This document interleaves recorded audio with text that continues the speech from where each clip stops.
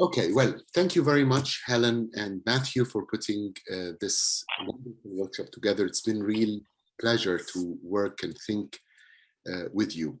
I'm Hakem Al-Rustom, and I'll be chairing this roundtable on dispossession, memory, and indigeneity in Ottoman and Armenian studies. The workshop organizers have added this roundtable as more questions kept emerging during the workshop preparations. So after a day and a half of keynotes and panels, the roundtable provides a space to think critically and comparatively about dispossession in relation to the many ways in which the concept of indigeneity has and is traveling in post-Ottoman and Armenian studies, either as theoretical framework or used metaphorically to think of the afterlives of annihilation, dispossession, and erasures. Today, we are fortunate to have three panelists, each distinguished in their own work on Armenians, Turkey, the post-Ottoman space, and the wider Middle East. I will first introduce them before giving them the floor. The first panelist is Melissa Bilal, who is the Associate Director of the Armenian Music Program and lecturer in the Department of Musicology, Ethnomusicology at UCLA. She also serves as a core member of the Gender Studies minor program at the American University in Armenia. Bilal's research focuses on the Armenian experience in relation to Turkey's minority and memory politics, historical and ethnographic study of Armenian musical practices, and the gender history of the late Ottoman Armenian intellectual life. Her recent publications include the CD voice imprints, recordings of the Russian Armenian prisoners of wars in German camps, and the book, My Heart is Like Those Ruined Houses, Domidas Vertabed's Musical Legacy. Bilal is also the co-editor of the book, A Cry for Justice, 5 Armenian feminist writers from the Ottoman Empire to the Republic of Turkey, and now collaborating on a book and digital humanities project, Feminism in Armenian, that is forthcoming from Stanford. Bilal is currently working on a monograph tentatively titled Wake Up Lullaby, Gender Politics of Armenian Indigeneity, Music and Memory in the Late Ottoman Empire, and the ethnographic research project Injuries of Reconciliation, Being Armenian in Turkey. Then we have Professor Keith David Watenpaugh, who is professor and director of the Human Rights Studies at the University of California, Davis. He is a historian of humanitarianism, human rights, refugees, and genocide, primarily in the Middle East. He is the author of the multiple award-winning Bread from Stones, The Middle East and the Making of Modern Humanitarianism, and also Being Armenian in the Middle East, Being Modern, in the Middle East, chronicles the rise of the multi-ethnic, multi-religious middle class in Aleppo in the first decades of the 20th century. Professor Watenpaugh is also the author of many articles and has his work been translated into French, German, Armenian, Arabic, Turkish, and Persian.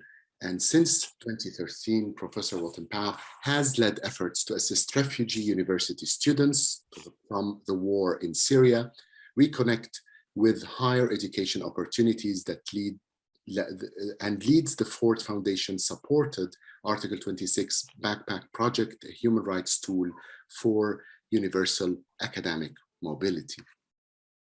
And our third panelist is Professor Kabir Tambar, who is an associate professor in the Department of Anthropology at Stanford University. He is the author of The Reckoning of Pluralism, Political Belonging, and the Demands of History in Turkey. His broader research and teaching intersects and includes secularism, regimes of recognition in Europe and the Middle East, and is currently researching the critique of violence in the late Ottoman and Turkish Republican contexts. This roundtable is conceived around three broader questions that were posed to the participants, and each will choose their own angle and take on how to tackle it. These are put in three clusters. The first cluster is what possibilities, tensions, and nuances do you find yourself confronting when conceptualizing indigeneity in the regions and histories you take up? That especially as critical scholarship on indigeneity has, and by large, been rooted in the study of the Americas and in the fields such as American Indian, First Nations, Maori, Native Hawaiian, Chicana, Chicanos, and related studies. The second is, how does indigeneity factor in your work, or how do you define it in your work? And the third, what is your ultimate vision for Armenian and or Ottoman, post-Ottoman studies in terms of meaningfully engaging the rubric of indigeneity or critical indigenous studies and settler colonial studies more broadly? I will now give the floor to our three esteemed members of this roundtable. Each will have 15 minutes to speak, followed by around 10 minutes opportunity for the three members of the roundtable to respond to each other or raise questions to each other if they wish. And then the floor will be open to all workshop participants and also members of the parliament, of members of the public, not parliament for sure. Yeah, I've been listening to a lot of British politics recently, so apologize for this.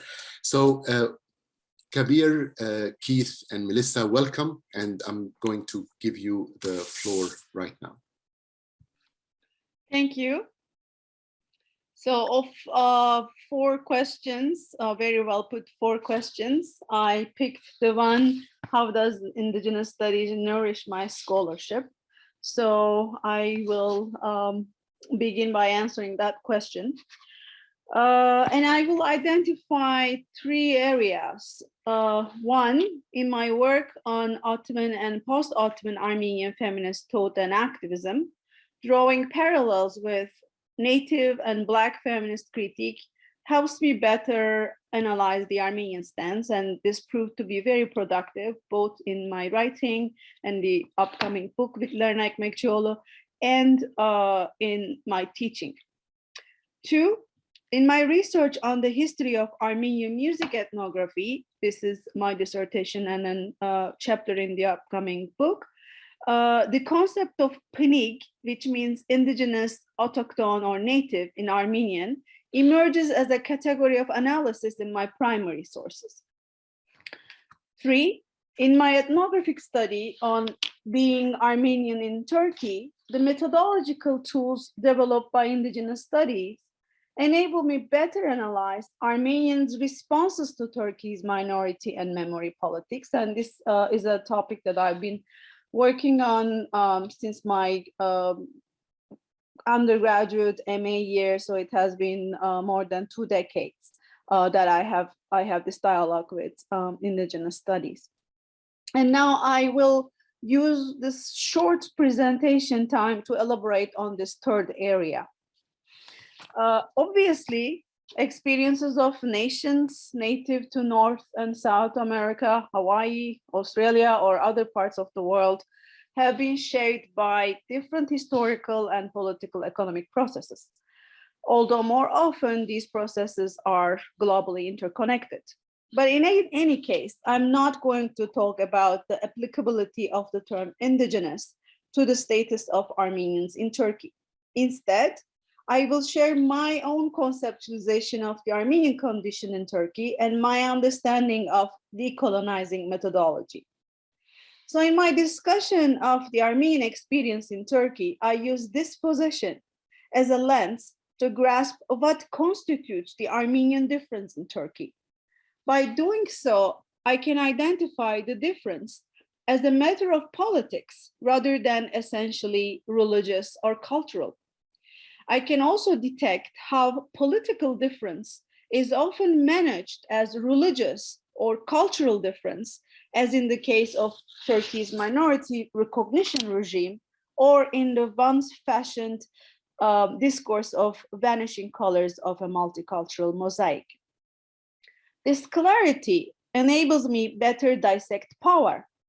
I situate land, economic and cultural dispossession, and territorial sovereignty at the center of my understanding of the Turkish state's policies towards Armenian lives.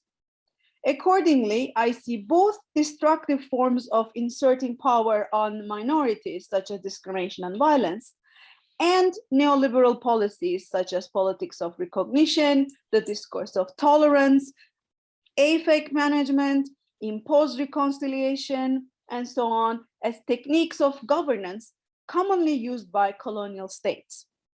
To put it this way, I can theorize the condition of being an Armenian in Turkey as being subject to an unrecognized and unpunished historical injustice, of which articulation is criminalized by the very perpetrator state who killed you to establish its own sovereignty. Your life is predefined as an everyday struggle against oppression produced by this unacknowledged structure of genocide that inflicted an irreversible damage on your livelihood and resources. I borrowed the conceptualization structure of genocide from Patrick Wolf's work on settler colonialism. You belong, as an Armenian from Turkey, you belong to a community who was intended to be fully eliminated, either as individuals or as individuals with a sense of communal belonging.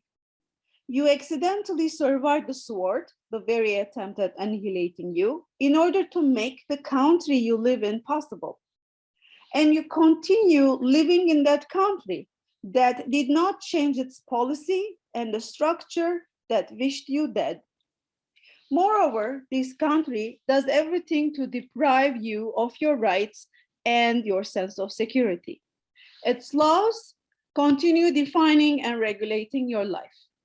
It creates all sorts of problems in terms of who is allowed to be included in your community, who is to be excluded, or all kinds of hierarchies or restrictions of freedom within the community.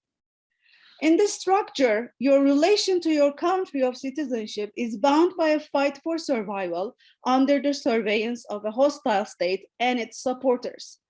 The labor to survive, to use anthropologist and native studies scholar Audra Simpson's conceptualization, and the labor against giving up consumes you because the state wants you to give up. This genocidal structure also makes insecurity and unease the definitive emotional state of being an Armenian in Turkey.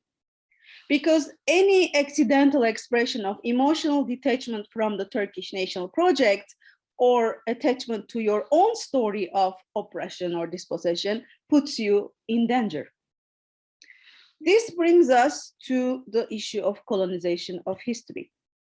While there is a systematic and systemic effort to erase Armenians from history of the land and collective memory in Turkey, we do indeed show up in history textbook as separatist traitors and enemies of the nation. This not only deprives the younger generation of the right to know their past, leaving them vulnerable against a discourse that misrepresents them, but also hinders any attempt to claim and make sense of their own presence and their rights in the country of citizenship. While manufactured ignorance on Armenian past in Turkey translates into hating them or ignoring their present-day existence, a colonialist rhetoric of our Armenians who love us, Turks, versus those Armenians who hate us, the Turks, have been long micromanaging sentiments. Turkish political elite, under the rubric of protection, never failed to remind Armenians the comfort and safety they have been enjoying in Turkey.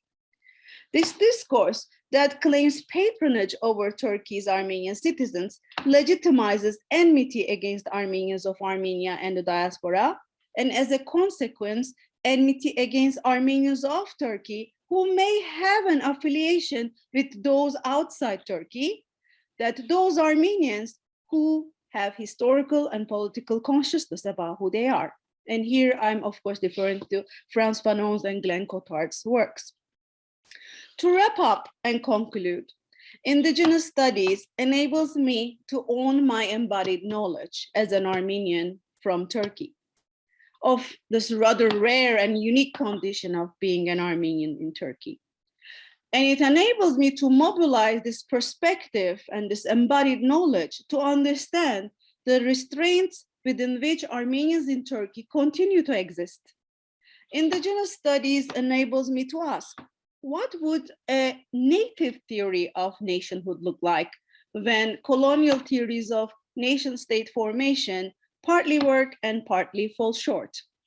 How can I address the commonality of experience between Armenians in Turkey and other colonized and racialized people in terms of their place in the hierarchies of power, or the restrictions on their freedom of expression of their identities?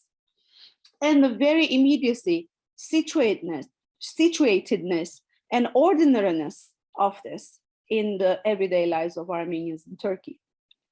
Indigenous scholarship gives a legitimacy to my voice as a native scholar. It assures me that being native to both the Armenian community and to Turkey is crucial to develop this standpoint. Look through this standpoint, I recognize Armenians' cruel optimism, to use Lauren Berlant terms, about Turkey's equal citizenship promises and their wish to be recognizable subjects of the Turkish Republic. I also acknowledge the fact that resenting Turkish nationalism, being allergic to its symbols and its carriers, may be a creative and righteous response to injustice. It may be read as a sign of political consciousness and a sense of ethics, rather than anger being a negative and pathological feeling, as Audre Lorde and especially Glenn Cotard, Audra Simpson, and Sarah Ahmed discuss.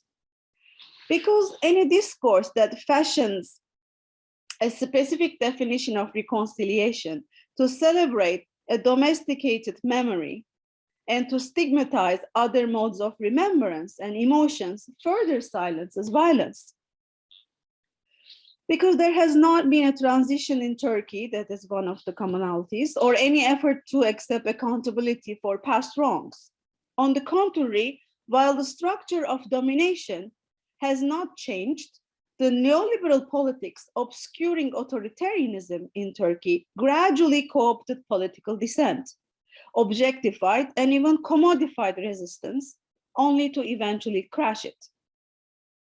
Even in the last surviving spaces of progressive culture in Turkey today, what I define as affective loyalty or emotional attachment to Turkey cannot be a prerequisite to justice, and it is not a truthful path to peaceful post-genocide coexistence. So to wrap up, I would like to say that I believe that we should decolonize our methodologies while studying Armenians in Turkey. And that, I believe, begins by formulating the question as Linda Tuhivai-Smith puts it. Does my research change perspectives to better grasp the structural inequalities and persistent injustices?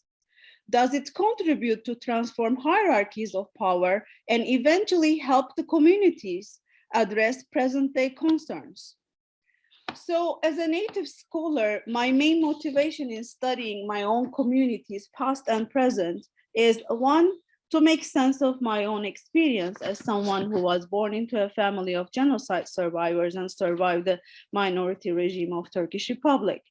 Two, to develop tools to explain to those from outside the community that the matter is a matter of dignity. Three, to empower my people to own their right to consent, to give consent, and their right to refuse. And this includes refusing research too.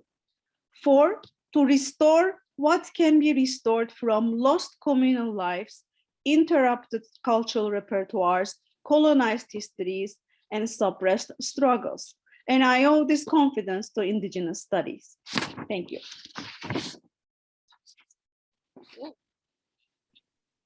Thank you, Melissa, very much for this powerful and inspiring opening for the roundtable. Keith, the floor is yours. Thank you, and it's just such a pleasure to be here, and I appreciate the patience of the organizers. I had some family business to attend to yesterday and was unable to attend the keynotes. I'm also very, very pleased to be here because earlier conversations, primarily with Helen, but also more senior colleagues in Armenian studies, including Tambar and others, prompted me to do something over the summer, which was bringing together a series of threads in my own thought that have been with me for a very long time about understanding genocide against the backdrop of indigeneity. So what I'll try to do in the next 13 minutes or so is integrate some of my thinking that is about that field with the comments and the presentations of several of the papers that have been delivered here today, primarily Ella, Jacob, Helen, and Noura's. I apologize if I'm leaving anyone out, but we only have 12 minutes to do it.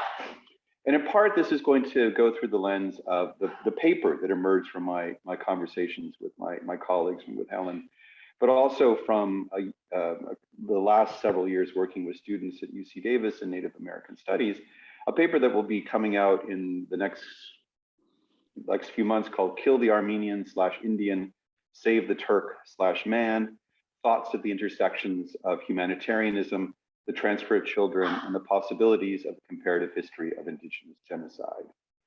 That paper builds on some of my earlier work that Hakem referred to, my book, Bread from Stones, The Middle East and the Making Modern Humanitarianism, and my what now seems a very, very long time ago article that appeared in the American Historical Review on the rescue homes in the Ottoman Empire. So it's also figuring as part of a much larger work that I'm doing now called The White Savior and the Waif, a human rights critique of humanitarianism. So I think there's two questions at the outset I would encourage us to begin to think about following. The first is, and this is how we think about building an analytical framework for Indigenous studies. And I think in my case, the intersections of genocide and Indigenous studies. And the first is something that came up with both Ella and Noura alluded to, which is, in order for us to do this, do we need to conceive the Ottoman Empire, especially in the era after the Tanzimat, as a settler colonial state? Is this something that really is important and really helps us bring scholarship forward successfully? I tend to think that there are characteristics that parallel settler colonialism, but also, and this is something that came to mind as I was listening to Ella's talk, and both Ella and Noura in particular, is that I'm of the generation, Stanford, Shaw, and so on, where we were really trying to show how unique and different the Ottoman Empire was from the rest of the world. Whereas I think a more contemporary imperative is to understand its place within global ideologies, including private property, integration in the global capitalism, and what that does to indigenous peoples, as well as people who practice forms of transhumance nomadism or move from place to place, who live in supposedly empty places in terra nulliae. So that's part of it. The second is, do we need to understand the Armenians as indigenous people? And so in the field of human rights studies, there is a global definition of what an indigenous person is. It's encapsulated in the United Nations Declaration of the Rights of Indigenous Peoples, which has itself evolved after the Second World War, and in part because of the kinds of exclusions in the definition of genocide and indigenous rights that were discussed by Jacob earlier in his paper. In fact, his allusion to W.E.B. Du Bois and the appeal to the world and recharge genocide. So that's part of the beginning of this conversation. The other part, and I'll just looking at my time, and Hakem, please remind me, just keep an eye on my time for me, please, is that I think I have to start by just saying I'll tell you something about myself that a few of you know, but not all of you know, which is that I began my career as a professional historian in uniform, as a national park ranger, interpreting Indigenous history for American and foreign visitors to 2 national parks, one in Oregon and another one in Alaska. And it really sensitized me both to sort of an official narrative, which I was required to teach, if you will, to share, and the kinds of empty spaces and the lacunae in that narrative that I encountered. But I tell this in part because Armenian studies also was very different 25 plus years ago when we started this. And just like the relationship between Indigenous people and, say, the National Park Service has changed enormously over the last several years, and it's really accelerated in the last couple of years with the appointment of Deb Haaland, herself an Indigenous woman from New Mexico, but more importantly of Charles Chuck Sams III as director of the National Park Service. He's an enrolled Umatilla and Cayuse man, and those are the Indigenous people where Elise lives. That their integration or their leadership in the portrayal of Indigenous people in some of America's most important sites of memory, to me sort of speaks to the possibility of how our scholarship can parallel these kinds of global political changes, especially in terms of acknowledgement of genocide, acknowledgement of Indigenous rights, and how I think Armenian studies as a field really should take advantage of the changes that have characterized the acceptance of the field and in many ways the defeat of denialism that people like Ron Suney and Muge Gocek spent half their careers accomplishing. So there's been these changing ideas, I think, ask us, these changing ideas, this changing historiography invites us to instead of the priorities that we use. It would be incredible if California. So the kinds of, I'm sorry, I lost my train of thought right there.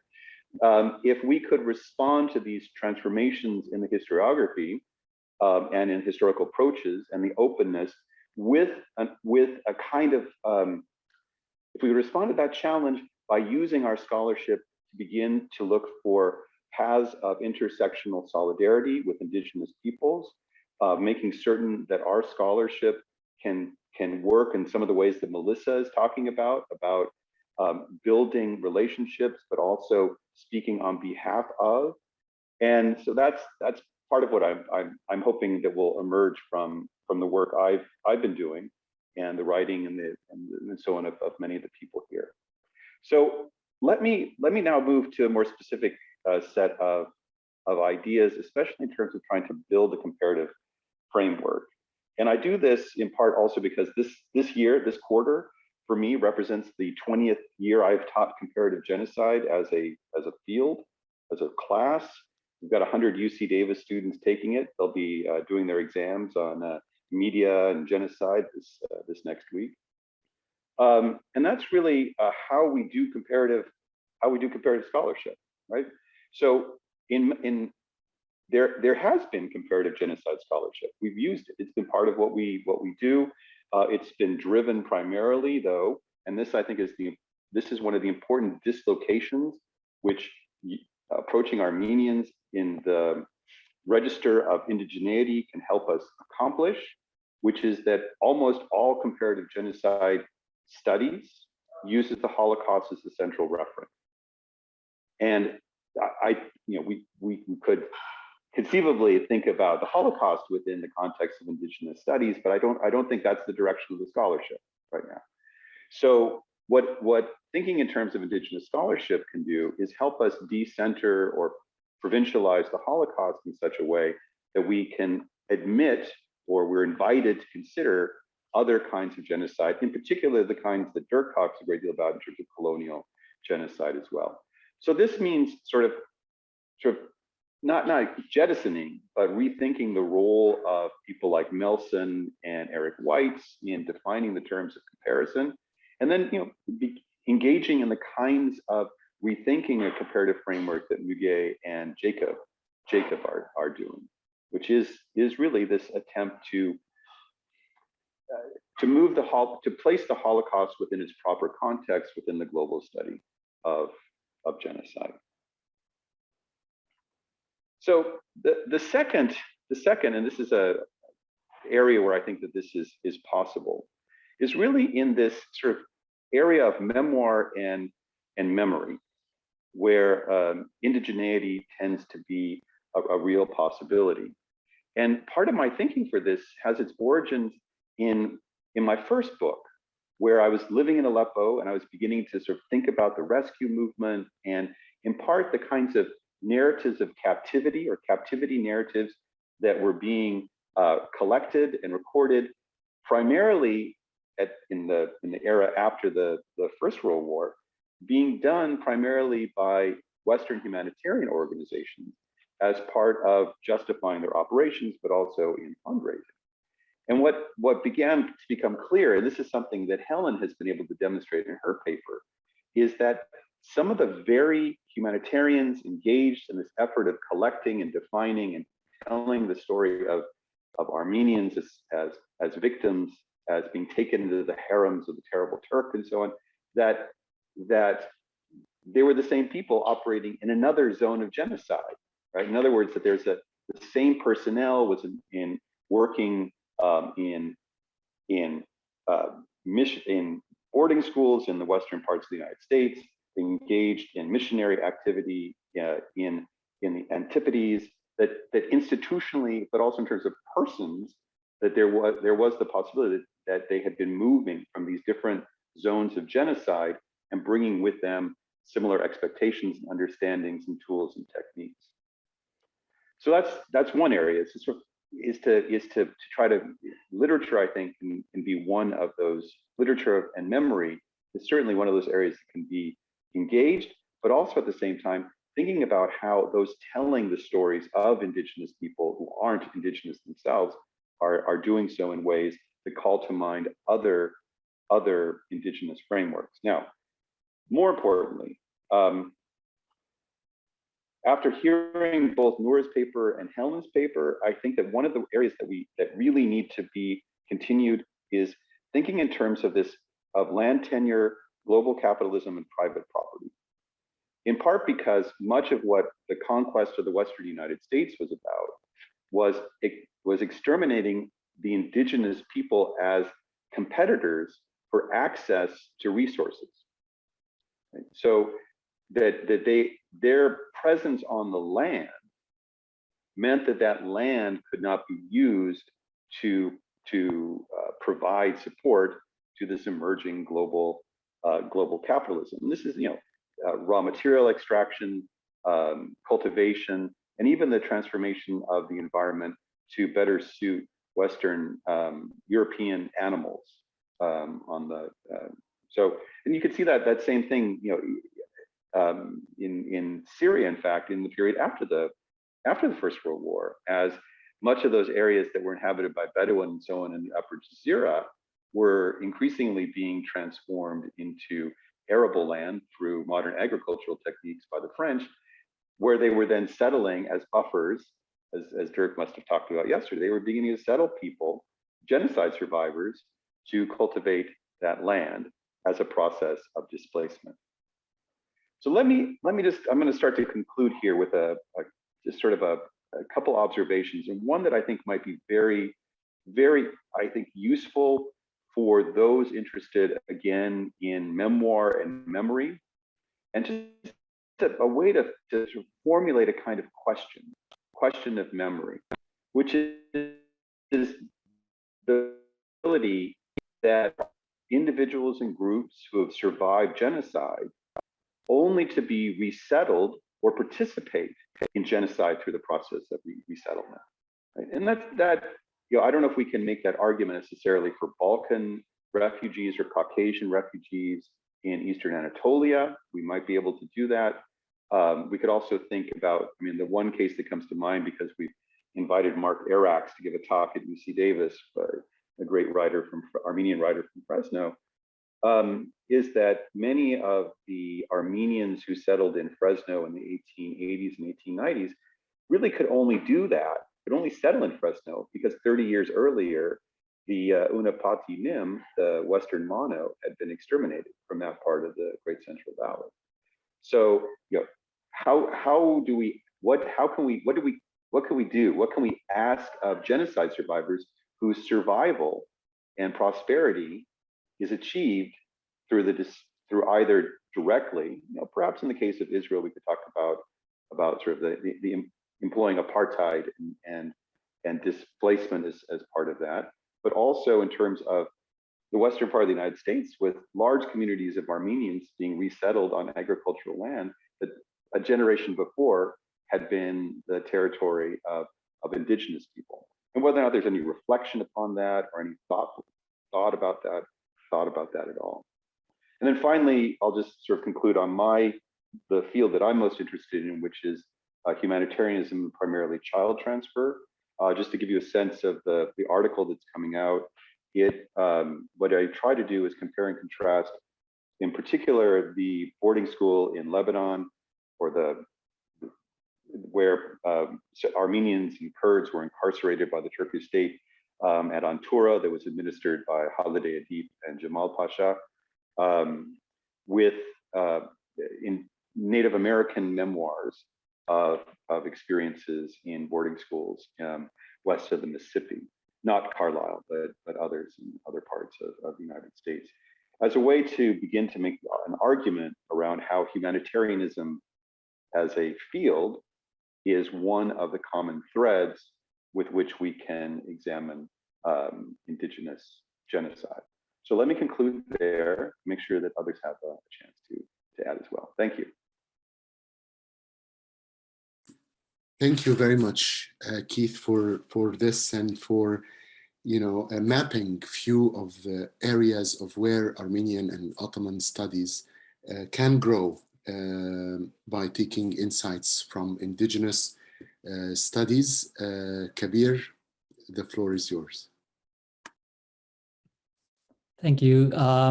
So I'd like to start by first thanking the organizers for inviting me to participate on the roundtable, for including me in the conference. I feel like I've learned a tremendous amount from the papers today. When I first saw the prompts for this roundtable, I was both really delighted that some of these questions were being asked about how we might think about Ottoman and Armenian studies in relation to settler colonialism and indigeneity. I was also a little stymied because, to begin with a confession, settler colonialism isn't a framework that I've used in my own research on the Ottoman Empire or Turkey.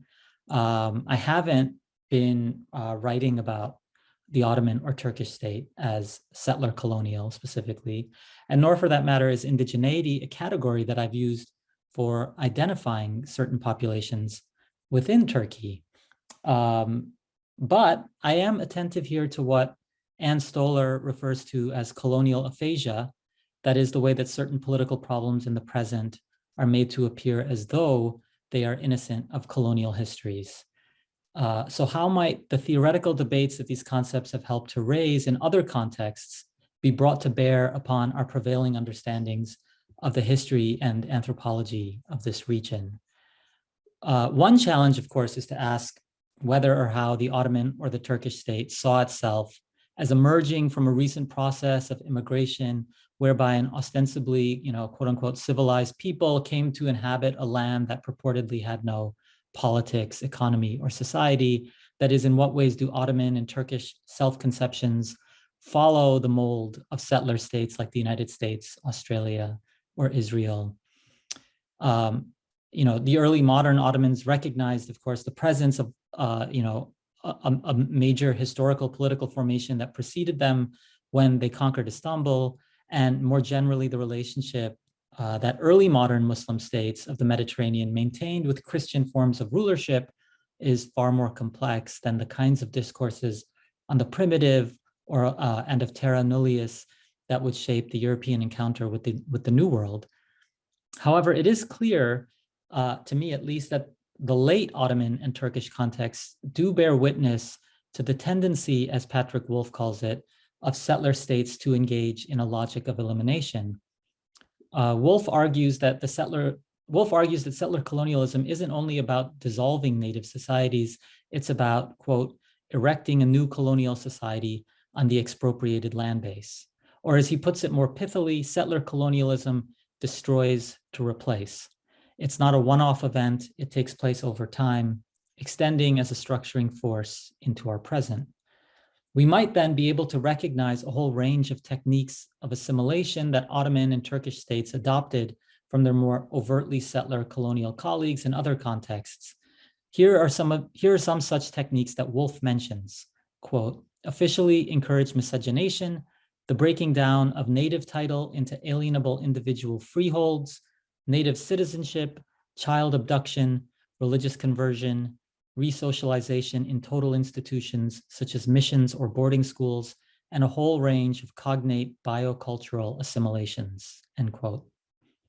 One can identify efforts to apply some of these techniques of coercion to Armenian populations in the wake of the genocide, or to Kurdish populations that in the aftermath of rebellions were evacuated from their homelands and forced to resettle in other regions of Anatolia. So one way to think about settler colonialism in this context is to ask whether there are forms of statecraft that Ottoman and Turkish authorities adapted from settler states. And I think we've heard at least a couple accounts today of how some of these techniques can be analyzed. In my own research, I've been trying to excavate a genealogy of the category of minority. And as indicated earlier, I haven't been thinking about this genealogy in terms of settler colonialism. So I wanted to use this, briefly to just raise a couple of questions for myself. If I were to do so, if I were to think in terms of settler colonialism, I would want to raise a question that is at first sight rather perplexing, but which I think in some respects actually is suited to the kind of issues that my research is already starting to raise. The question is, how does the category of minority perpetuate the logic of elimination? The question is vexing because the category itself, taken as a legal provision that arises with the Wilsonian package of political rights that followed World War I, is aimed at protecting the religious and linguistic commitments of non-dominant populations. It's meant to serve as a legal bulwark against the tyranny of the majority. And yet what has struck me in my research in contemporary Turkey is how frequently non-dominant populations avoid and even refuse the label of minority.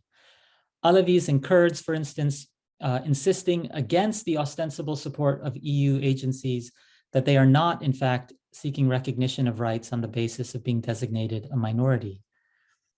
I've been trying to understand what's at stake in that refusal, and at least some moments, it's clear that the concept of minority carries the ideological connotation of being disloyal and traitorous.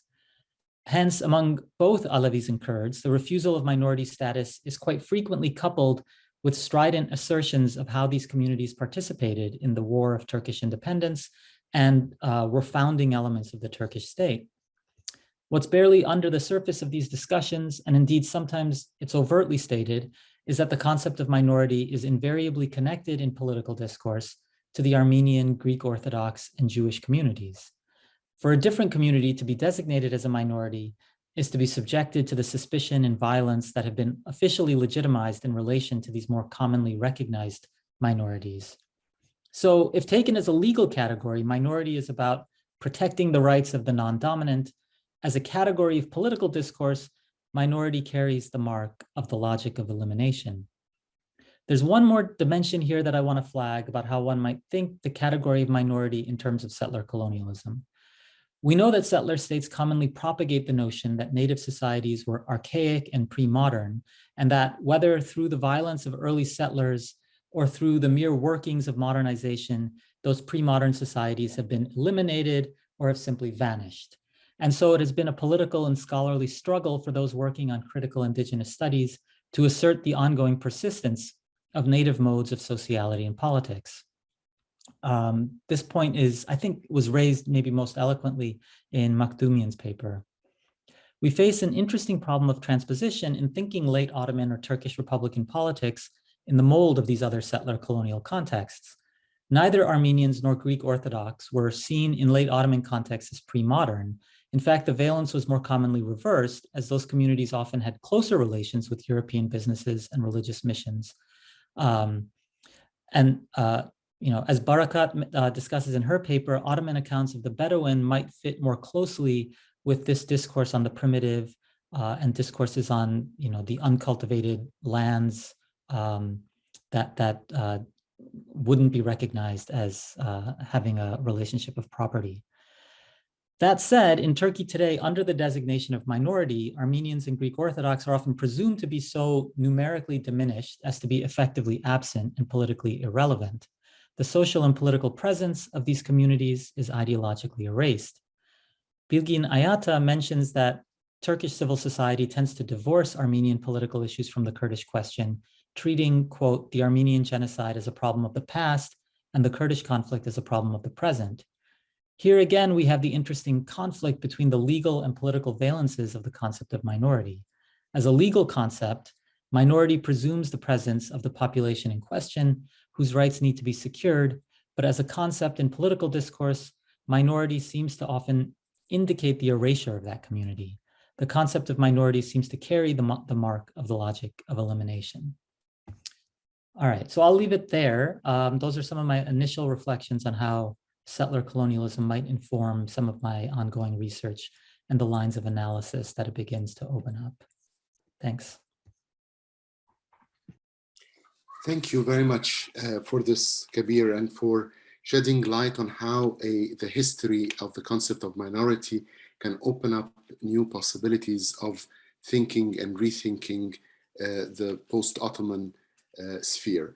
So with these three different yet complementary contributions from our panelists, we have the suggestion and the introduction of the idea of decolonization with Melissa's paper, and with possibilities of memoirs and memory, as Keith presented us, and minority with Kabir.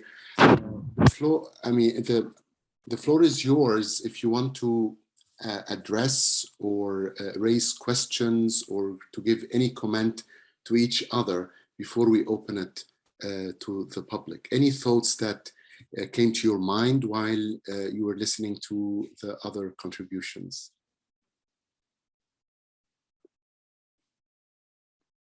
Yeah. I just had a quick question for Melissa. You were talking, I can't remember exactly where in the presentation, but at one point you mentioned the right of refusal, including refusal of research. And I think this is in the context of thinking about decolonial methodologies. And I wanted to just ask if you could say anything more about that. I mean, when you said it, what came into my mind was Audra Simpson's work on refusal, that I think you mentioned Audra Simpson. And I'm not sure if that's what you had in mind or if you had something else in mind, but I just wanted to hear more about that. Thank you, Kabir. Yes, I had Audra Simpson's work in mind, Mohawk Interrupters. Obviously, Audra is talking about a different kind of refusal that I don't think Armenians in Turkey can. Audra is talking about refusing the colonial state's presence and sovereignty and the citizenship rights that the state grants, basically talking about recognition. Obviously, Armenians in Turkey have a different history and in terms of power, they are different.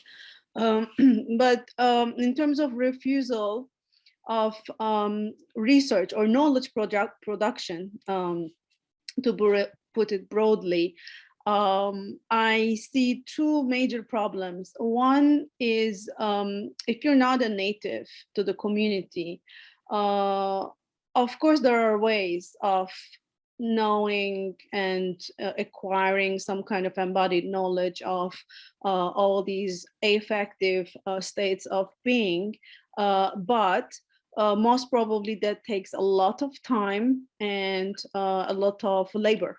I really love the word labor that Al-Rustom is using, both because it brings back our Marxist background and also really captures well what we do with our bodies in everyday life. To survive in Turkey, it's a labor. And to basically to give that labor, to engage in that labor bodily, you need to spend time in Turkey as an Armenian or within the Armenian community. So, and as I said, given all the membership problems that are inflicted upon the community right now, and I talk about the issue of Islamized Armenians and Armenians in Turkey constantly being accused of being nationalist and not including other members to their communities, as if Armenians themselves have any right or choice to exclude or include under Turkey's minority regime. As if they are they have their own safety. Anyway, so given the rigid structure of minority governance in Turkey, not philosophically, not kind of conceptually, but de facto situated, from a situated point of view, I say that you have to be really native to Armenian community in Turkey and to Armenian community and to Turkey to be able to do ethical research within the community. There comes refusal because you're working with a community, on a community, I don't even want to use on, who you should definitely always, and this research, this is true for all kinds of research, that why you are doing that research, what is the purpose of your research. This is actually the most important question decolonizing methodology asks. What is the purpose of your research? Why are you producing knowledge? If producing knowledge is not going to help the people that are sharing that knowledge with you, helping you, giving you the raw material, or even the analysis that you are using in your research. Refusal, because I've observed how my community has become over the past 10-15 years a laboratory of researchers coming from all kind of researchers who may or may not be informed, let alone that embodied knowledge of that effective knowledge, but basic knowledge, basic factual knowledge about the community or Turkey, come and try to do research. And I hear from the community, I hear complaints of not being in a position of refusing, because there is the researcher and researched hierarchy is very much present, even more kind of a bigger problem in terms of Armenians in Turkey, because this is a community that has been accused of being closed, being, conservative, protective, and like not talking to, outsiders, blah, blah. So not to, I mean, there is this burden of not to look conservative, not to look nationalist, not to look this and that, just to look progressive. There is this kind of urge, or almost like inflicted burden of saying yes to the researcher coming from outside the community. And I see that there is people are complaining about not having the right to refuse, because all the implications of saying no to researchers has other, it comes across as, as a way that is really not, because when you don't have that knowledge and understanding of someone who, as an Armenian, grew up in Turkey, and go to people and ask questions, let me give you an example. As an Armenian who was born and raised in Turkey, there are certain topics that I don't research. There are certain things that I don't ask.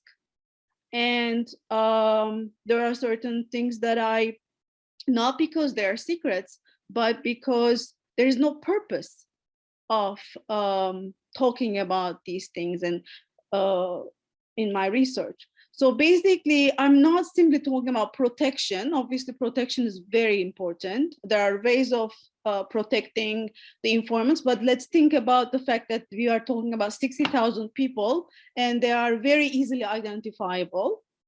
But let alone like because research methods and ethics, so in like the, let's say the West, quote unquote, hasn't come with a solution to protect communities.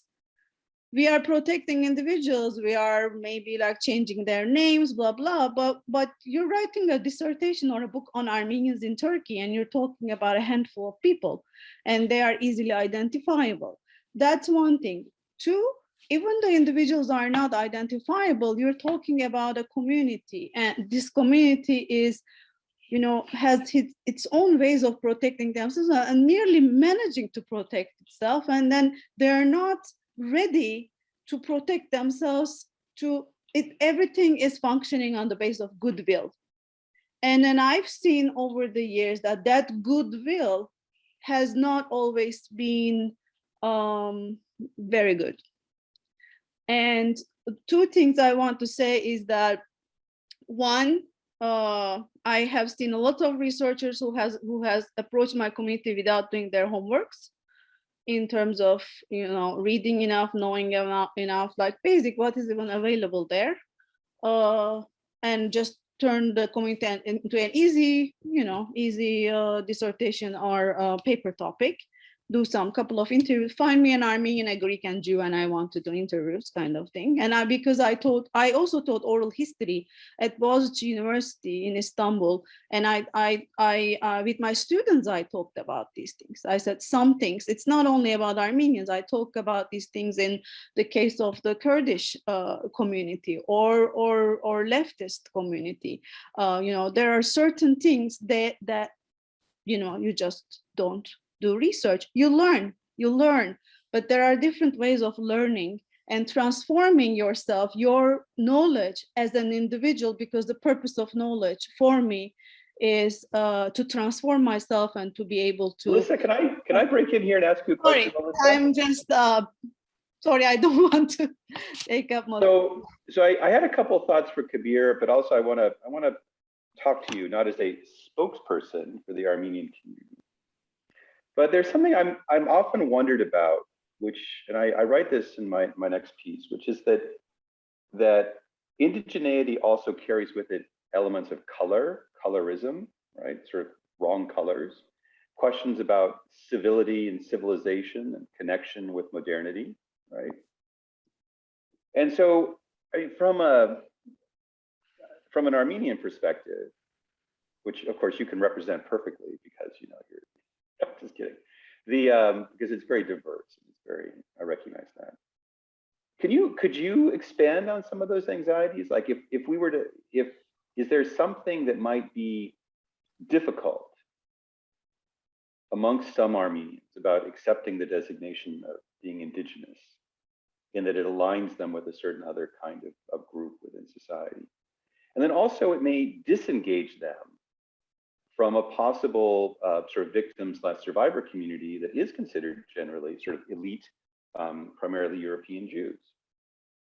So, I mean, what if you could expand on that? That's my question for you. But I'm wondering, man. I mean, I think your comments were awesome, but I'm a little perplexed on the minority, how that distinction works here, because in general, genocide is about minority. I mean, just kind of on its surface, right? So, is there something different in your characterization of between minority or indigenous, or I'm trying to understand the of that distinction in this conversation. I'll be quiet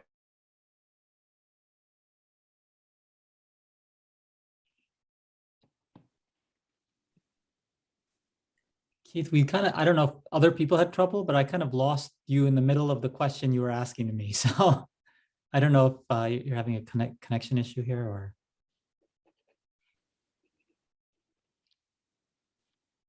Yeah, I think Keith is trying to reconnect. Okay, here he is.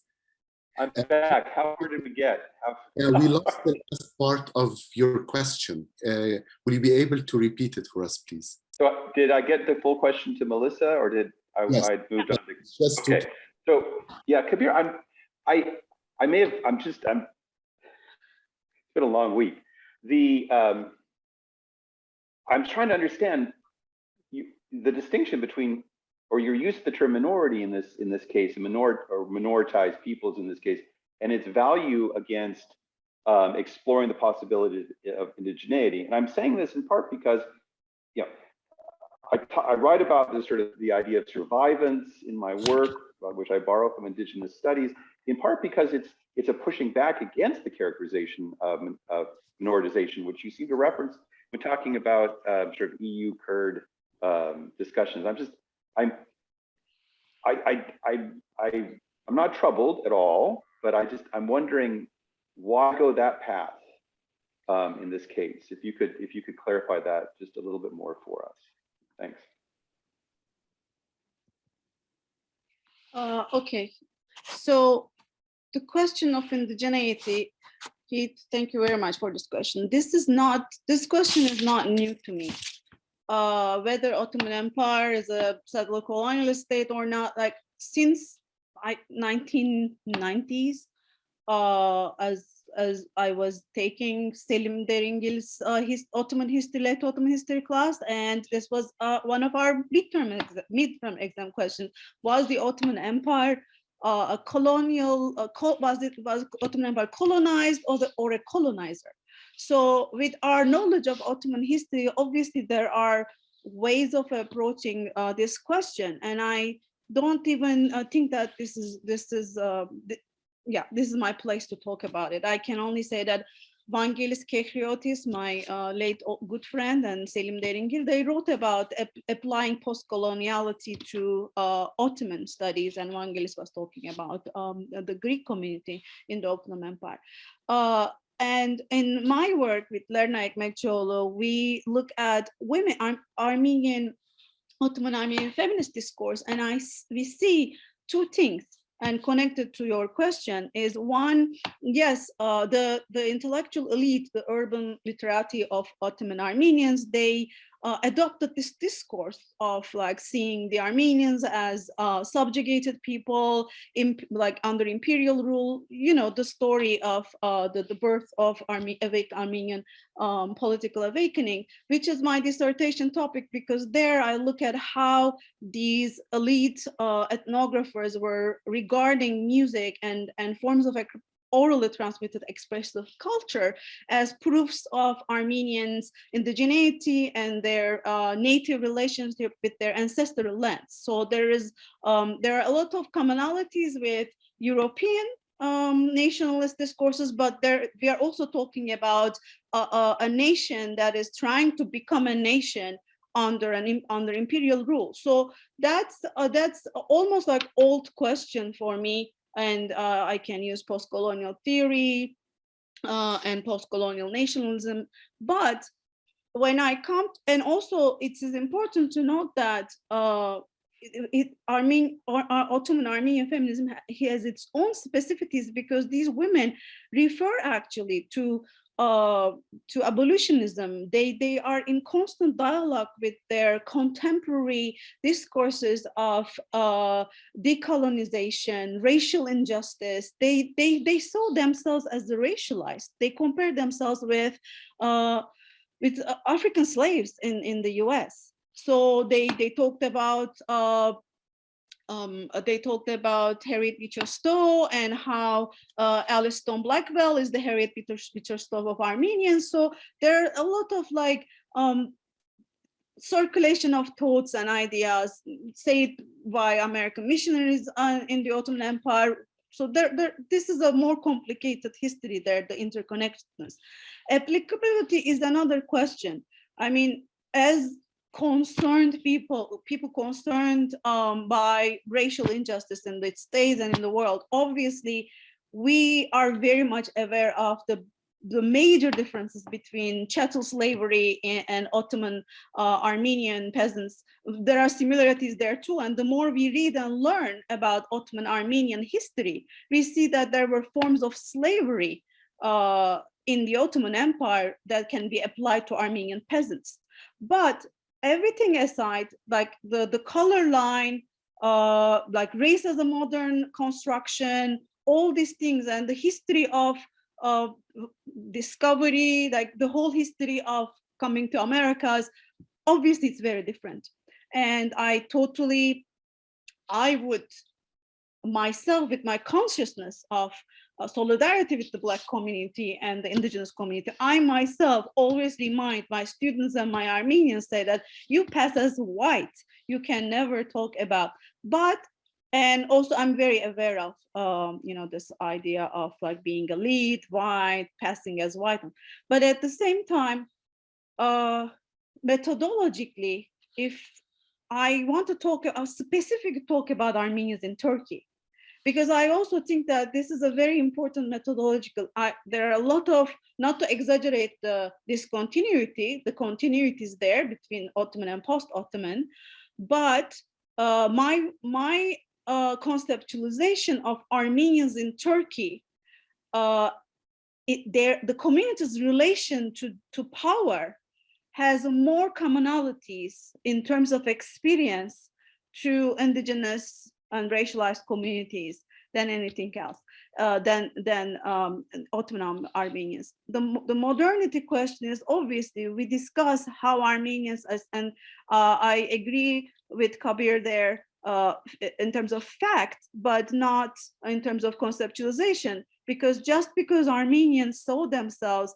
as more modern, more European, they employed, Ottoman Armenian elite employed, and still to this day you will hear it in the community, they employ Orientalist discourses, colonialist discourses about, they see themselves maybe more modern and more elite, blah, blah. But there are these kind of people in other minority communities too, other racialized communities too. But what I'm saying is, it is not very productive to talk about if Armenians are, identical, or the problems are identical with the Black community. Of course not. That if I say that, I would be a racist person. But there are very much important commonalities that basically the bottom line is, as an Armenian from Turkey, to theorize, to conceptualize my own experience. I'm not talking about 19th century Armenians in the Ottoman Empire, my experience as an Armenian in Turkey. And I have to say that my experience and Zabeli Esen's experience are not that different either. That is also one side. This indigenous studies conceptualizations terms, emotional expressions I identify with, and they give me voice, they give me language. When Benedict Anderson's conceptualization of print capitalism and nationalism falls short, or when certain things I don't have the language to explain to an Armenian from outside Turkey, or to a non-Armenian from Turkey, that this is not the kind of nationalism that you read in your books that theorize Western nation states. This is something else. I found the answer in indigenous studies. So this is the parallel. This is what and as an anthropologist, I am well aware of the constructedness of the category of indigenous too, because indigeneity in and of itself is a very problematic category. It classifies people, it defines people, it creates hierarchies. You are indigenous, you're not. And Al-Rustom talks about this, that like it is the power, it is the settler colonialist defines who can be Indian, who can be indigenous, native, under the Indian Act, right? The same thing in Turkey. the Turkish state actually defines who is Armenian, who is not. And then under this colonial regime, it's we need a different theory of understanding our experience and our relationship with power. And that theory comes from indigenous studies, and that it sometimes comes from African American studies. And as I said, I never argue that Armenians and people of color have the same experience. And I am very critical of Armenians' way of employing and using racist discourses to you know, that they identify with. But what can I do, Keith? Say, Keith, false consciousness. So yeah, that's my answer. Melissa, But I want to just, if I can, just quickly, Hakem. I think what your answer is very interesting and very important to us, because what we're trying, I think that at the heart of some of this work is really trying to evolve ourselves out of both sort of colonial distinctions, the distinctions of the genocidaire, of who gets genocided, right? That we're trying to work our way out of this, to some extent, both amongst in particular Western hemispheric and experience of the Ottoman Empire, this conversation can only really have begun now because certain other facts have been established, certain other politics have been established, but it's still ongoing, right? So I think some of the impetus that I'm seeing amongst Armenian scholars to think in terms of indigeneity, has its origins in but really came to the forefront in the war with Azerbaijan, right? Where, who was here first, sort of the sort of caricature of indigeneity becomes important. Like, who was here first? Are these really Armenians, and so on? But also, it felt like a colonialist war against an indigenous population. It had that feel, right? And so I think that's one of the things that's really at stake here, is that and we may not all go the same direction, but the impulse here is to really accept the challenge that we're being presented to now, where we're not just doing denial, we're not just doing trying to sort of break into or break apart the dominant Ottoman narratives or the Ottoman Arab nationalist narratives about the last 150 years. And then we have this rich texture of colleagues and people in our universe now that we can have conversations with. So, but I'll pause. But thank you, Melissa. Thank you.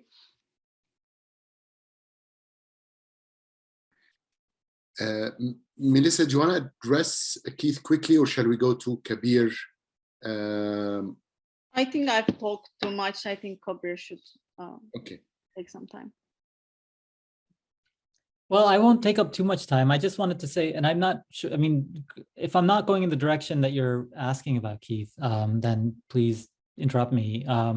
Just to say that I think, well, I first came to the category of minority because I was struck by the fact that I first came to it when I was doing research with Alevis in Turkey, and I was just struck by the fact that there was such a stark and commonplace refusal of being designated as such, and so in the first instance, it required that I not think the category of minority just as sort of a general classification of, say, numerically,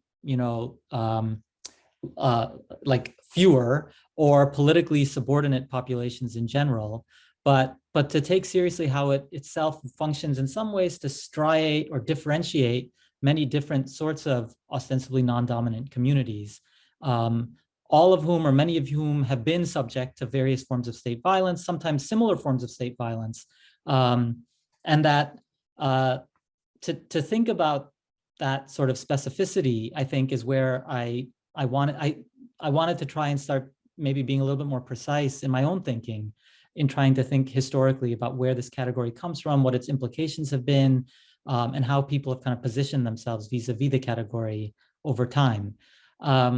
And so, as I mentioned in the presentation I just gave, I haven't been thinking about this specifically as a rubric for thinking with or against settler colonialism as a kind of framework per se. But, you know, as part of the exercise here, I wanted to kind of ask myself, you know, thinking with someone like Patrick Wolf, does it sharpen, does it draw into view, even into the foreground, even stronger, something specific about what he calls the logic of elimination, the forms of what he calls biocultural assimilations that this elimination sometimes entails, and then how different sorts of groups, peoples, kind of often tacitly recognize the specificity of that form of elimination and then sort of try and situate or position themselves in terms of it. So that's in part maybe explains why I have been sort of trying to try to be as specific as I can about the category of minority, rather than trying to treat it in a more kind of general sense as kind of people who would be, because they're non-dominant populations, targets of the kinds of violence that we understand in context of genocide, and so on. Does that begin to? I think it does, and I think your distinction is really important. But it's also, I could see how both this idea of the minority and so on in this context can exist in parallel with discussions of indigeneity. Like they're not exclusive. Is that correct? Yeah, no, but I wouldn't say they're exclusive. It's more like in part because I don't feel like I encounter the concept of indigeneity in the kind of materials that I've been working with, thinking about the category of minority in, you know, whether it's the discourses of Turkish state authority or the various communities that are responding to this category in the course of this century. So it's not so much that I'm trying to draw a strong contrast between indigeneity and minority, as much as I'm trying to think about, I don't know, how do I want to put this? It was more, all right, I'll step back for half a second and just say, one of the, I think, welcome challenges of this conference was to say, like when I tend to think of indigeneity or indigenous politics, I forgot who mentioned it. Maybe it was you actually, Keith, I don't know, that it's often associated with, you know, very specific historical and political contexts. And the ones where I'm familiar with it most, for instance, being in the Americas. And so you know, conceptually transposing it, I don't think there's anything illegitimate about that. And it potentially has a lot of productive effects. But you know, how should we transpose that? And if you are to transpose that to an analytical concern around, say, the category of minority, I think I was trying to think about what would be the, like, not doing that too, I don't know, this is to put it too simply, but too hastily, right? If I'm trying to be very historically and ethnographically precise about how minority is being used in this context, then I was trying to think about what a kind of theoretical set of questions around indigeneity helps me do, but also not do it too quickly, not sort of assume too much about that transposition. So I didn't mean, and this is to Melissa also, I didn't mean to say that there's something inappropriate about thinking Armenian or Greek Orthodox contexts in relation to indigeneity, because there are instances in the 19th century or what have you, where you find people in this community or even state authorities kind of not referring to these peoples as primitives or people without, you know, sort of politics and economy or something like that. I recognize the point about that there is a kind of conceptual sort of upshot to trying to think those, you know, sort of concepts in this context. In my own case, it was mostly just to kind of make sure that when I'm sort of trying to sort of think that theoretical framework here, I'm doing it with a little hesitation. I'm doing it with a little caution, not so much to cast a question of its legitimacy or otherwise here.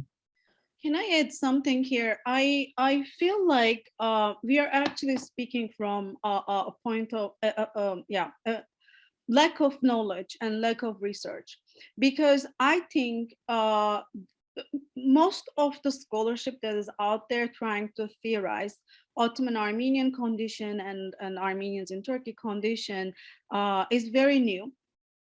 you may say that it's not that new, but I think it's new because we have been studying mainly the elite discourse because the resources we had so far are generally like produced by Armenian urban, learned people and middle class, bourgeois or upper class. Basically, we're looking at literature, written literature.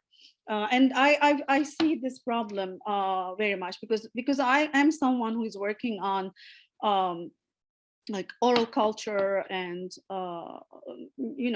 trying to also go beyond what was produced by the elites of the community. That I don't really agree that I think the problem, I don't agree that Armenians were not seen as savages or primitives. There were instances where Armenian peasants were seen as savages, and there are, if you read Armenian, you see that Armenian elite were also, although they sometimes employed themselves this civilizing mission themselves, although they were very much influenced by what they read in French or in English, they adopted these the language of the colonialist and maybe like self-orientalizing themselves, but at the same time they were responding to the Ottoman states, Ottoman elites, and Western powers. I mean, if you read Arshakui Teotik's Amisme Igiligia, you're going to see there that the survivors of Adana massacre were seen as savages, as vulgar, they were the humanitarian, Western humanitarian relief workers were throwing breads on them. So like there are a lot of, even in the genocide literature, there are a lot of depiction of Armenians as primitive, uncivilized people. Even Armenians themselves, urban bourgeoisie did that to Armenian peasantry in the Ottoman vilayets, or so like, and there are also other class issues involved and everything. So I think that there is also lack of knowledge and research here when we want to theorize the Armenian relationship, Armenian community, Armenian people's relationship to the Ottoman state. We are talking about a diverse geographically, gender, class, diverse community. So I think that needs more research. But I want to really specifically invite you to think about Turkey. When we're talking about, so the beginning of my paper was about conceptualizing difference, Armenian difference in Turkey, conceptualizing this minoritization along the lines of dispossession. That is where indigenous grew up. And it's like, it is not, what I'm offering theoretically is to change our perspective about how Turkey defines minority. Because I think Turkish state's definition of minority has a lot to do with territorial sovereignty and land. Because everything throughout Turkish history that Armenians, I'm talking about modern Turkey as a settler state. And I really think that we need to differentiate between like Ottoman, we immediately go to Ottoman Empire and talk about, and we have all sorts of like Ottomanist allergy to say that Ottoman Empire, of course, we're talking about a very different and a huge empire with different models of governance throughout centuries and different geographies. But when we talk about modern Turkey, as a modern state, modern entity, I'm from the beginning. I mean, if you look at the discourse that Turkish state used for Armenians and especially Kurds, it is racialized, it is colonialist, and it's basically land basis. It's about, we are going to territorialize this land as if there was nobody before us, and we are totally going to rewrite the history of this land and just pretend like, we didn't kill these people who were once on this land, and completely delete them from our history. And throughout the Turkish history, if you look at minority politics, I have been thinking about this since really undergraduate sociology classes, when people were asking, what is Turkey's definition of minority? Is it religion? Is it ethnicity? Why aren't Kurds included? Why are Alevis?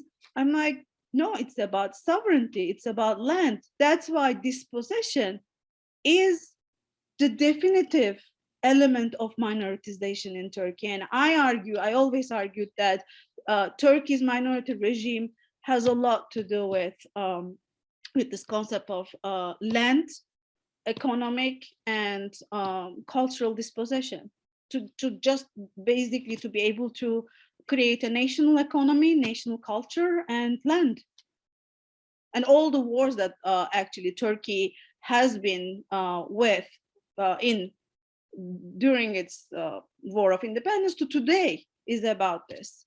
Now, all the foreign policy, Turkey's foreign policy is based on this, with including Artsakh, including Syria, including Greece, its neighbors, Kurds, Greeks, Armenians, the internal and external enemies. And I'm always thinking about, although Armenians, Jews, and Greeks are the recognized minorities, what is the fundamental difference between anti-Semitism in Turkey and Armenian policy and Kurdish policy has to do with land too. Thank you very much, Keith and Kabir, for this. In the next half an hour, let's hear from the audience. We already have 2 questions in the Q&A in the chat, so we can address these, and then whoever wants to ask a question, please send it to the Q&A link. Or if you are a member of the workshop, you can raise your hand. So the first question from Jose Rafael Medeiros Coelho, who says, first, thank you to all presenters and organizers for this wonderful workshop. As a master alumni from Boğaziçi University, I would like to pose to Professor Melissa 2 related questions. You talk about the ethics of doing indigenous studies, ethnography in Turkey, and the concept of consciousness. Do you think that indigenous studies can be approached as a political positioning towards state practices of dispossession? How do you, as a native scholar, raise awareness in your community and transform academic knowledge into community agency and a sense of belonging?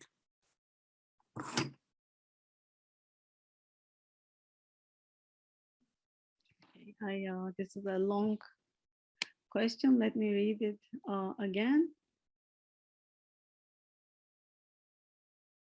Consciousness. Yes, definitely. I believe indigenous studies can be approached. The more, the most important things I get from these theories and methodologies is they give me tools to deconstruct power and fight against them. Basically, they make sense to me that's why I am less interested in the applicability of terms and concepts to Armenians or Kurds or African Americans. I'm more interested in how these terms, as much as they can, help me understand people's experiences and help me better them and help me how to be in solidarity with them. Raise awareness in community. That's my life story. There's a very long story, but I've been engaged in feminist movement in Turkey and intersections of Kurdish, Armenian, and Turkish feminism, and bringing racial consciousness to the community and outside. So that's a very long question, but thanks for asking. Question from Aram Bajakian to the 3 panelists. Thank you for these wonderful talks. It is great to see scholars making connections with indigenous studies and Armenian history. Has there been any discussion or thought on how to elegantly and compassionately do this in North America, especially in communities where indigenous peoples are still actively experiencing the profound effects of settler colonialism? So this is the first part of the question. The second, while there are many parallels between Armenian and indigenous histories, I'm concerned that third and fourth generation Armenians in North America could begin to co-opt the term indigenous without a nuanced understanding of what that means and what it might mean for peoples who are indigenous onto these lands. I think this goes back to the point about Armenians arriving in California, replacing indigenous people. Also, in what ways have indigenous scholars and their voices being brought into this conversation with Armenians? So anyone address any of these questions? Let me take a stab at this. I like this question. I mean, the first thing is I'm more worried that third and fourth generation Armenians aren't studying anything about Armenians. So that's not the first concern there. In my 100-person comparative genocide course at UC Davis, I have 2 Armenians. My Kurds and Turks outnumber my Armenians now in my class. So I'm more concerned about that, I think. But I think that the opportunity far outweighs the danger. And that's something that Melissa has talked about extensively here, which is that for her in particular, thinking in terms of indigenous or the historical experience of other groups has provided a pathway both of analysis, an analytical pathway, and a pathway of solidarity and support, right? I mean, I began to very seriously think in terms of developing a comparative indigenous genocide approach, because I was approached by my grad students in Native American studies who were very curious about genocide. And North American indigenous people have begun to adopt and think in terms of genocide, both in terms of scholarship and popular culture, relatively recently, over the last 30 years, and it has been fraught. It's been fraught, where some of the great advocates for approaching genocide have been seen as really not mainstream scholars, both in terms of their disciplinary fields and in terms of other indigenous people. This has certainly not been the case in Central America, of course, where the Rios Montt's genocide against the indigenous people of Guatemala led to a semi-successful trial where he was convicted. He and his cronies were convicted of genocide. A politically imposed evacuation of that by the court led it to be dismissed, and then Rios Montt died before he could be retried. So I see this both, and this is why I really appreciated Kabir's comment so much, which is that on the one hand, we can see these parallels, but we also have to be conscious of some of the disciplinary and analytical objections that we can raise to making this. Now, I also think we live in a world right now where indigenous people, Armenians, Palestinians, Kurds, they need as many friends as they can get. And if this can be one of the tools that can help build the kind of intersectional solidarity to confront apartheid, mass violence, genocide, to build these structures of solidarity, then I think we owe it to ourselves and others to see how we can take it. To answer the second part of this question, what I've also experienced is that beginning to think in terms of comparative or indigenous genocide has been a tool to help begin conversations with indigenous scholars, not just about violence, but then also about commemoration, memory, restitution. All these other features, I think, must be built into the contemporary study of genocide. So that's my answer. I appreciate that question a lot, Adam, but I think that the opportunities outweigh many of the possible problems at this point. I can say 2 things very short. One, yes, it's a big problem that Armenians in the US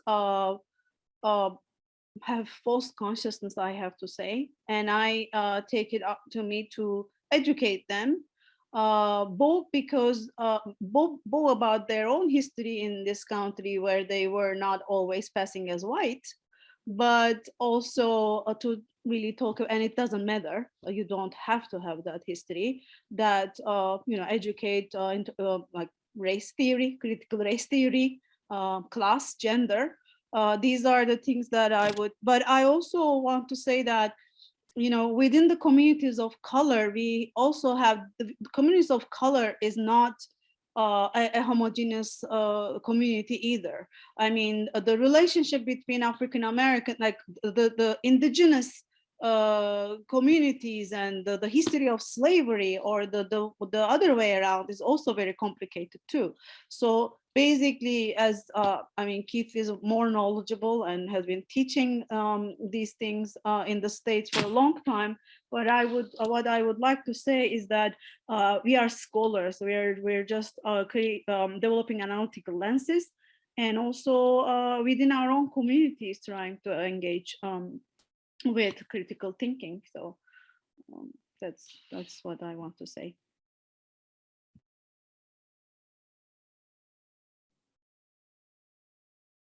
Kabir, would you want to address any of these questions?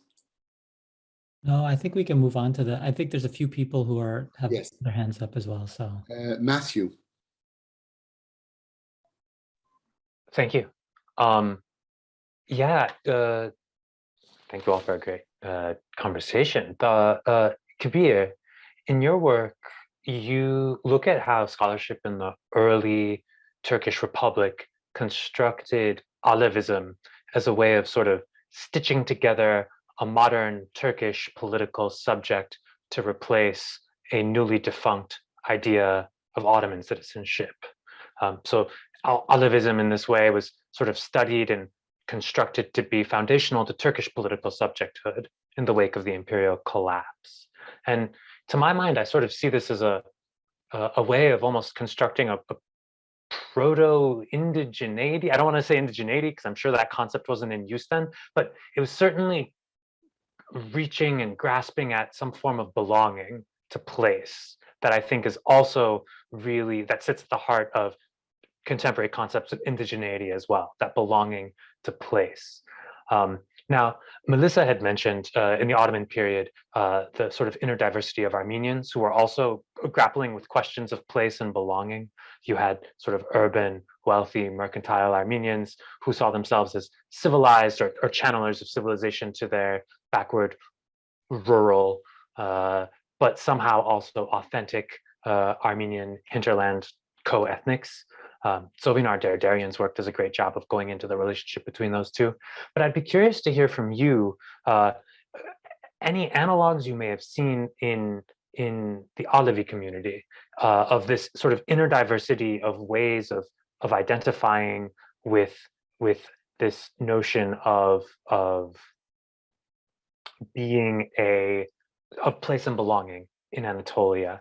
Were there, differing attitudes among Alevis of how, whether they were adopting this early Republican framework of, yes, we are the original, we are vestiges of an ancient civilization that has been here since time immemorial, or something along the line, people who have adapted it for different purposes, sort of taken some things and dropped others, people who completely reject it. You've talked about a little bit of the rejection of the label of minority in that context, and I'd be curious to hear more about other ways of sort of contending with that having been constructed as this vestige of something and as a symbol of place and belonging for modern Turkish political subjecthood.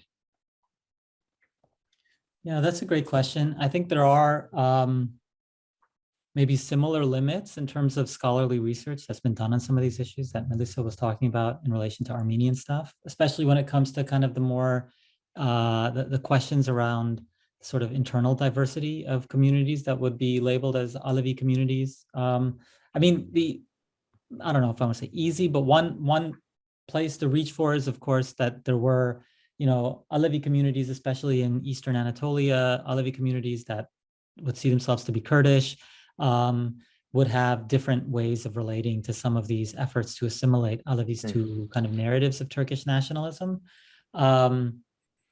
so I mean that would certainly be one way to go. But of course, again, there is some work on like the diversity of sort of Alevi responses to this, in whether you're on the in more coastal areas, in more central Anatolian cases, or in more eastern Anatolian ones. I think for me in that project, one of the things that interested me was precisely how it was not only, but in part in relation to Alevis, that a kind of a certain idea of Anatolia as such becomes invested with a very particular political significance, and the effort to see Anatolia as sort of the heartland of the Turkish people, the effort to kind of rebrand, if you will, an entire, like a certain geography as the sort of location for this, for the Turkish state. And so in that sense, I think, I mean, I don't use the word indigeneity in that context. I mean, I wasn't thinking about some of these debates when I wrote that, when I was writing my first book at all. I think, I think one could, it wouldn't be hard, I think, to reach the point that I think Melissa was going to at some point earlier in her comments about how a lot of these discussions are about territorial jurisdiction and sovereignty, and that one way of thinking about sort of 1910s, 1920s ethnographies of Alevis as a way of thinking about sort of Anatolia and Anatolian history is in part to project a certain kind of sovereign presence and kind of territorial authority over lands and spaces that for which there are other claimants, let's say. And so that, I think there could be a linkage that's there, to be sure. Thank you. Elise? Oh, I just wanted to thank you all for your presentations. I think it's just really productive to think of different ways, especially with Melissa's comment about how Indigenous studies can be like a toolbox to help us understand better the situations we're trying to understand in the Ottoman Empire and in Turkey. And I was thinking in particular, I really appreciated Kabir's reference to colonial aphasia and this kind of move to innocence, because I think we, when we think about the slipperiness of denial, genocide denial in Turkey, I think that move to innocence, we can see it in also the Armenian grandmother.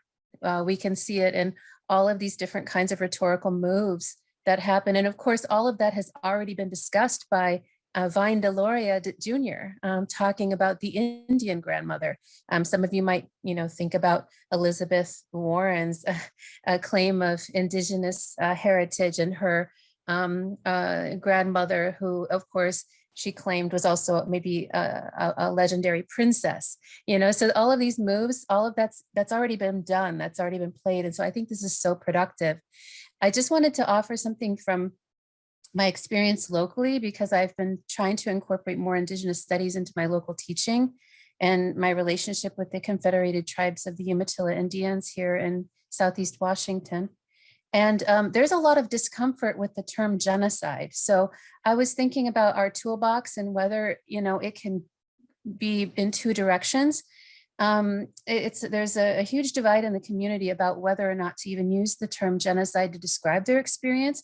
So I wanted to just draw on your knowledge to see what you thought about this issue, because if we want to teach comparative genocide studies and we want to incorporate these fields and perhaps even, bring in collaborators to teach with us, I'm sort of grappling with this issue and the limits and stresses of language and our frameworks. Thank you.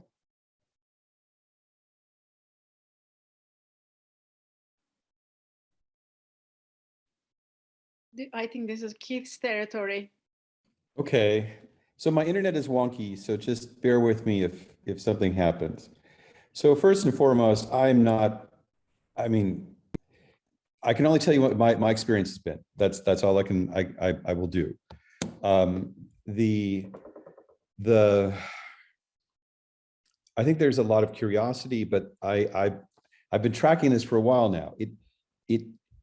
The Indigenous communities don't necessarily see a great political or legal advantage in the use of the term genocide.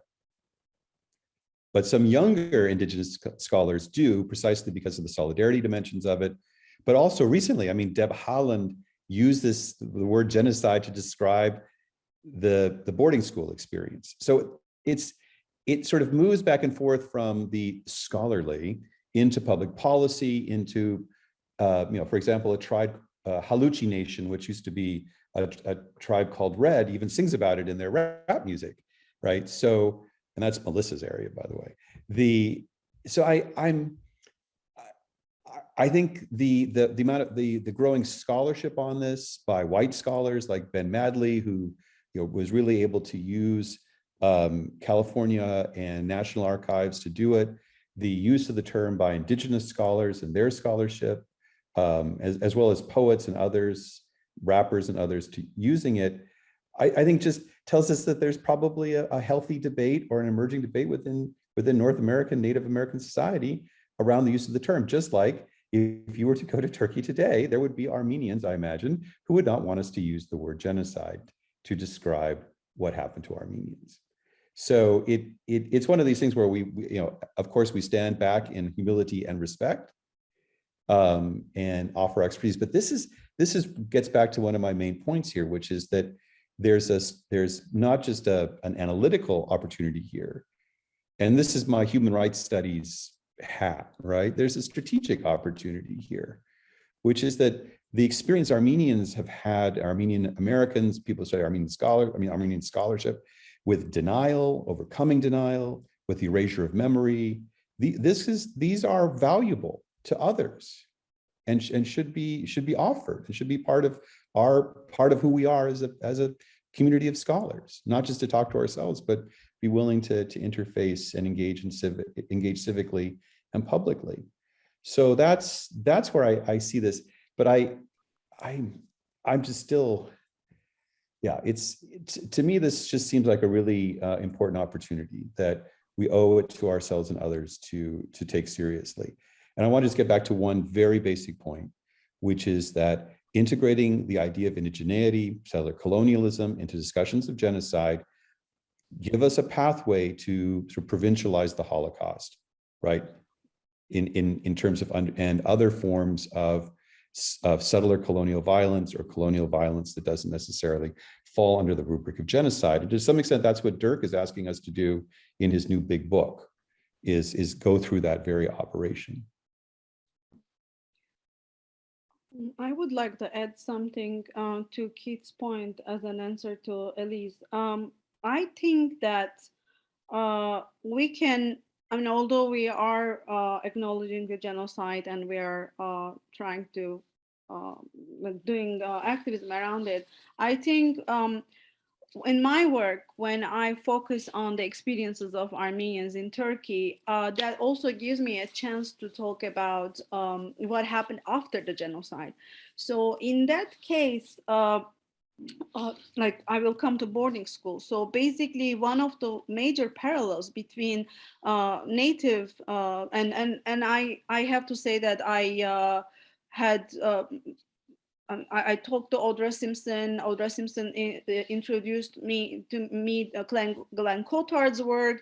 And when I read Glenn Cotard's manuscript before it was published, I have to say that it was therapeutic, because the whole book is about a critique of reconciliation and a critique of affect management and like a critique of feeling good about moving forward, moving away from being obsessed with genocide and everything. So basically, it was cathartic for me to read Glenn Cotard's work, and I go back to Glenn's work very often. So what I want to say is that when we focus on, and there aren't enough works on what happened in Turkey after the genocide.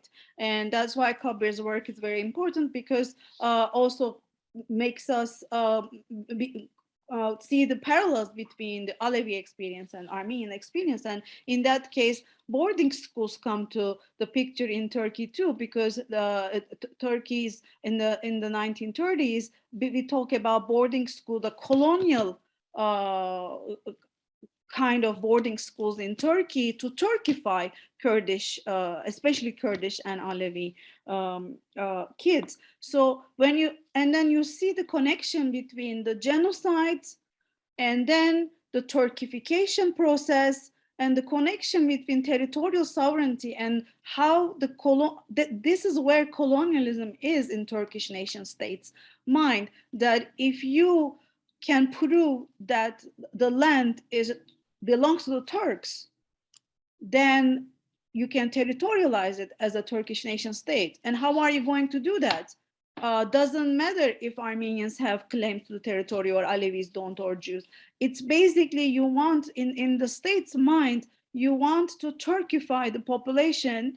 And also you have a lot of Balkan refugees too. You have to Turkify the population to establish your sovereignty. So basically that, there also we see a lot of parallels between indigenous and I think the burning, I mean, for me, basically my aha moment is basically to see how this reconciliation industry that Glenn Coulthard very powerfully analyzes is circulating around the world. So started with Bosnia and then, you know, moved across the ocean and then came back to Turkey. And it's all about, we are talking about what is good for us, what is good for the Armenian community, and the injuries of reconciliation that I recently started working on. My grandmother's, the village in Yozgat in central Anatolia, my grandmother was born and raised until 1934, to see how in the post-genocide Turkey, Armenians in the interior, when where they are indigenous, they were born and raised there for generations, they had to live side by side with the perpetrators, with the very people who killed their family members, and how they were forced to reconcile with them, not conceptually, not like with 100 years ago, what happened with 100 years ago, in their in their lifetime. So there is a lot to discover there, what it means to force this kind of liberal ideas of or humanism and reconciliation, and indigenous studies has a lot of answers to that, and very genuine critique about that.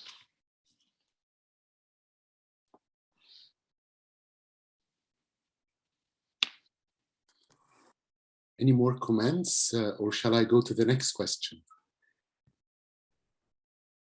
Okay, so we have two questions. I'm going to read them together, so perhaps the panelists can address them, or address one of them if you want. One by Alan Whitehorn. It seems that empires by definition exist based on domination of indigenous peoples. In European thought, whereas Rousseau suggested the notion of the noble savage, most of historic European literature and education perceived indigenous peoples as inferior.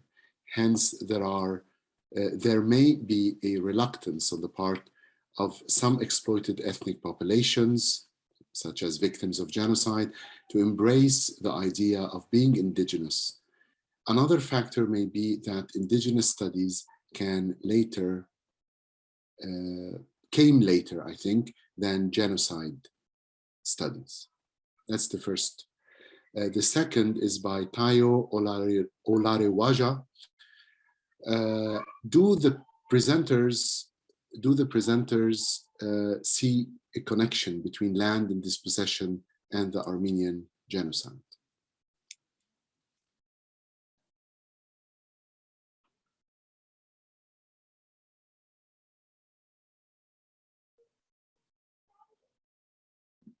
Well, the second one is yes. Right. I mean, I need to expand on that, not being flippant about it all, but I mean, that's at the core of this. One of the things that's been so important about the last decade or 15 years of scholarship on the Armenian genocide is linking that dispossession to the settlement of Caucasian and Balkan Muslims, right? So I think when I first began my work, that was not a connection that had been thoroughly established. So that's fundamentally important. I think for the first question, one of the ways to think about this is that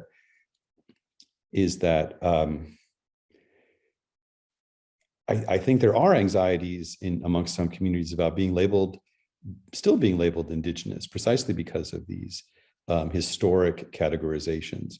And I want to amplify something that Melissa talked about, just by noting that during the Armenian genocide, for example, Allied propaganda on behalf of the Armenians was often used to rehabilitate or to even habilitate Armenians as more Western and more civilized than their Turkish neighbors, in part because, for a previous generation, American and British publics have been told that the Armenians were a backwards kind of Christian, they were very primitive Christianity, and so therefore needed to be converted to Protestantism. So I think these things are true. What the parallel that we'd want to draw, though, is actually it's something that Elise was talking about earlier, about the innocence idea, about the grandmothers and so on. It's also that how the state constructs the indigenous community once the indigenous community is no longer a threat. So this is one of the other areas where Armenians and indigenous people of, say, North America are very interesting to me, which is that you can begin to, this hasn't happened as thoroughly in Turkey, but I think you could probably imagine other indigenous communities in Turkey being subjected to this are romanticized and seen, but only once they become no longer a threat. Just like in the United States, where scout camps and football teams and other things are named for indigenous peoples and communities after the genocide, and also after they are no longer a political or economic threat. So that's I think the Rousseauian kind of interesting idea about the noble savage. And I think that, for example, the acceptance on the Turkish left of this notion of the Turkish grandmother is a form of romanticization of the destruction and a lack of curiosity about how those grandmothers got to where they were in the first place. Kabir, Melissa, do you want to say any final? Just one note on right on what Keith said, and this is what I have been trying to explain in my paper, that it's all about dispossession of agency, depriving of being. That's why I said it's important to see that difference is political, and how the colonial mindset, the technique of governance is constantly trying to translate that politics of political difference into cultural and religious difference. And there I actually see the relationship between minority regime and colonial governance. And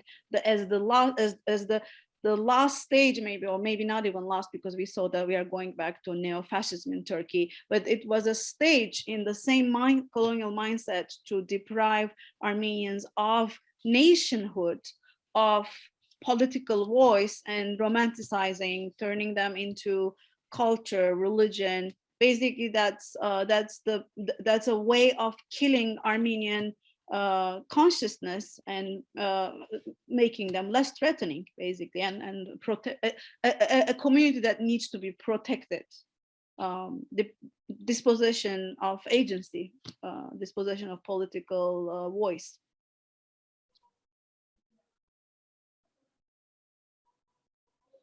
Kabir, any final remarks? No, I'm good. Thank you. Thanks again for hosting this, though. I appreciate it. Well, thank you very much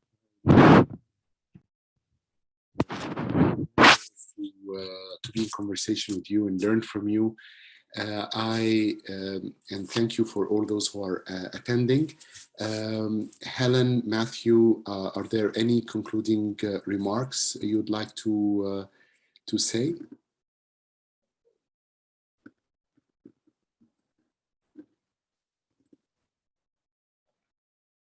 Just to say thank you to everybody for coming together to this workshop. Helen, I don't know if you have anything else you'd like to add to that, but I'm just really grateful, kind of humbled by the range of different viewpoints and the ways that it's come together, bringing all these different disciplines and perspectives together to grapple with these big and